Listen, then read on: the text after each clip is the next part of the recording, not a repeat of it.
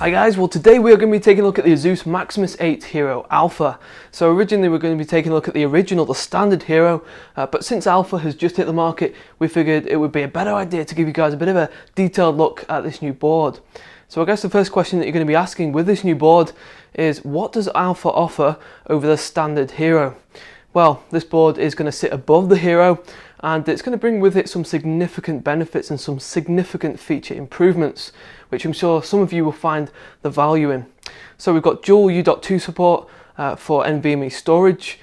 We've got the support there for up to 3 PCI Express RAID devices, wireless AC support, headers for RGB lighting, and an Intel USB 3.1 controller. From a styling point of view, Alpha adopts the same striking design with that monochrome theme. And dotted around the motherboard, we also have those trademark ROG features. Now, Alpha obviously carries with it some additional features over the standard Hero, and as such it is priced at £230 in the UK, $300 if you are over in the States. So not just slightly more expensive than the Hero, but obviously this board has a few tricks up its sleeve in terms of the future proofing. So we hope you enjoyed today's video, guys, and if you do have any questions or if you do have any comments, then please feel free to fire away. Right guys, well we're going to start by having a look at the packaging and having a look at what you get for the bundled accessories. So as you can see here, we have this kind of standard Republic of Gamers packaging, which you've probably seen on previous boards before, perhaps your own one, or even you've seen some of our videos with the ROG boards. So we've got this red box here, we've got the fundamental features, and of course we've got that free game, which is World of Warships. And if we just peel this back here, we get a bit of a preview of the board inside. And we've also got on the lid there, we've got those fundamental features. We're not going to go through all those because we're actually going to cover these in the video itself. But we've got that unique selling point there at the very bottom there for the RGB lighting. Now, if we just flip this box over, you can see there that we have got some more features there which it runs through, and then we've got the technical specifications. Now, inside the box we have the board to begin with, and you can see there that we have got it inside this nice box here. We've got that plastic lid which pops off, and we can have a look at that later. And then for the bundled accessories, we've got quite a lot of kit here to have a look at, as you can see. So we're just going to go through this now, if you just bear with us. First of all, we've got that driver CD with the software. The latest will be on the website, so it might be better to go to the website directly for that.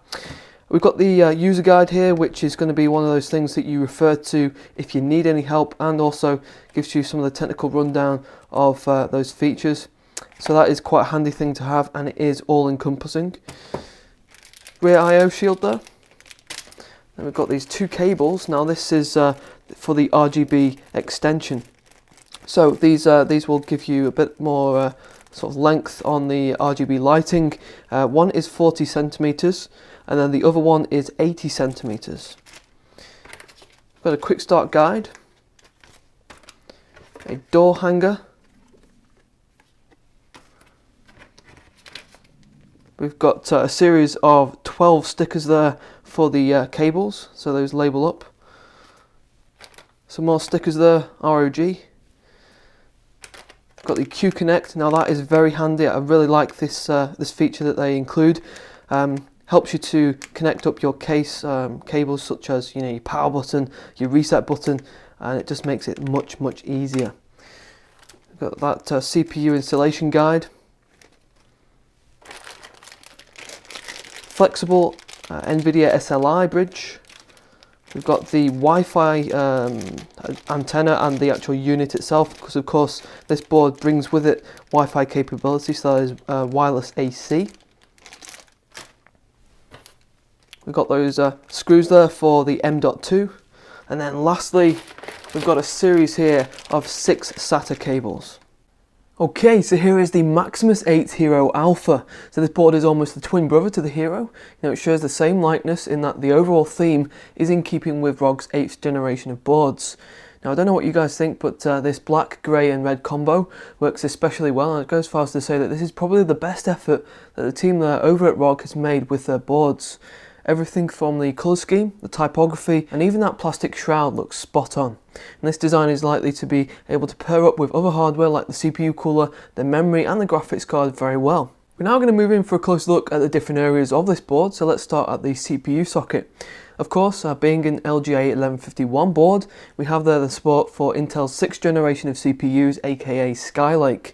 And so you can drop in the 6600K, the 6700K, or even a non-K chip onto this board.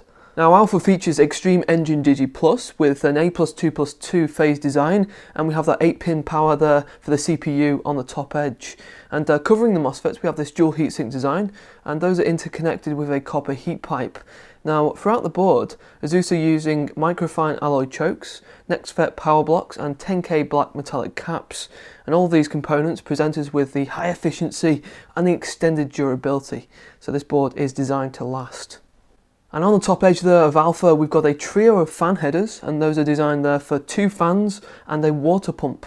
And then moving on to the memory region, we of course have allocation for dual channel DDR4, and we have the support there for up to 64 gig and up to 3866 megahertz. And as you did expect, XMP 2.0 is fully compatible too.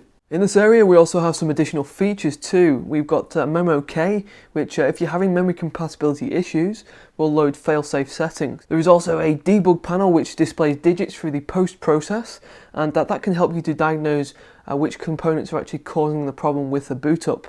And then underneath that 24-pin power, we have the LEDs for critical components. So if one of these remains lit, this flags up a problem. And then immediately next to that 24-pin ATX, we've also got that USB 3 header. And as we move along, we arrive at the storage, which consists of 6 SATA 36G ports and 2 U.2 ports. And so on this board, ASUS has decided to integrate U.2 support instead of SATA Express. Now, the only drives compatible with U.2 are currently the 2.5-inch Intel 750 drives. And at this current moment in time, you're going to struggle to find a board with U.2 ports on it. Instead, you're going to probably have to source an adapter.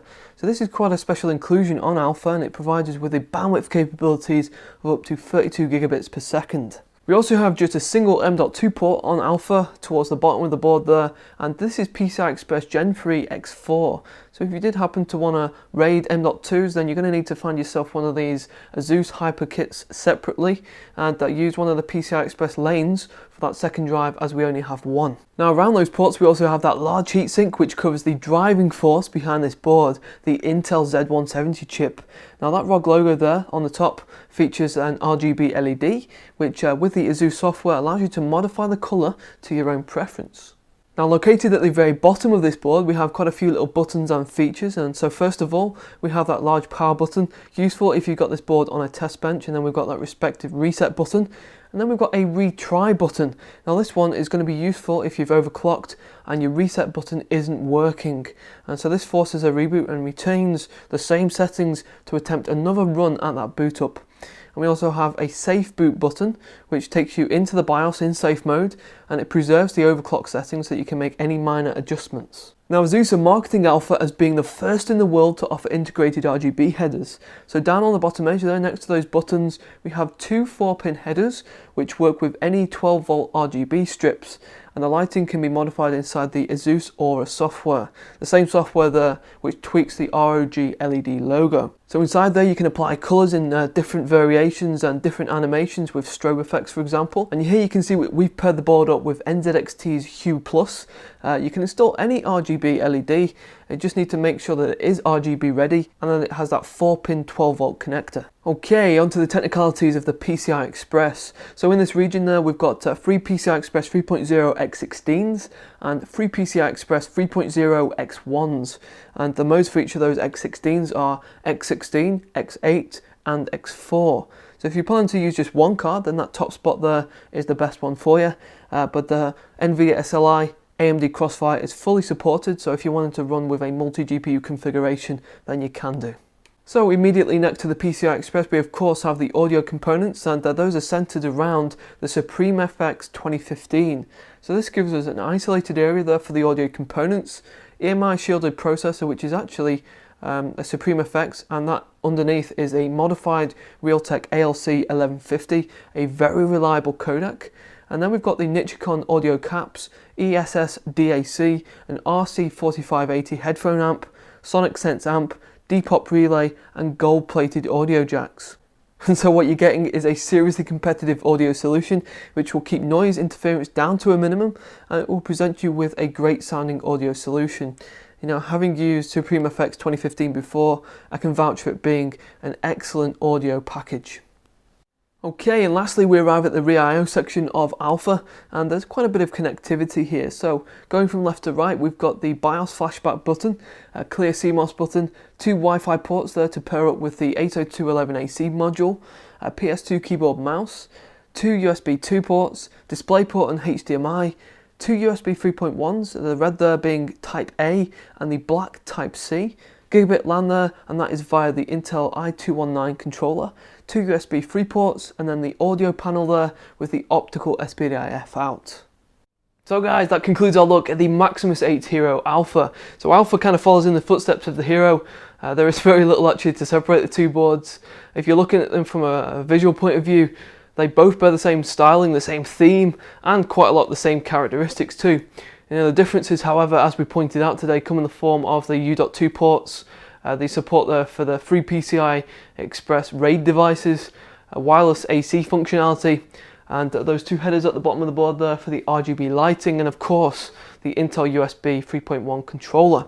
So those features there don't diminish the Hero, the standard one, in any way. If you're perhaps looking for ROG Z170 boards, then I guess you kind of need to weigh up whether you need these additional features against the cost.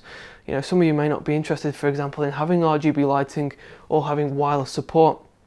And I think Alpha on its own is quite an expensive proposition, but nevertheless you're still getting those rock solid features and of course the performance. And speaking of which, if you guys want to check out the full review, the links are on the screen and in the description.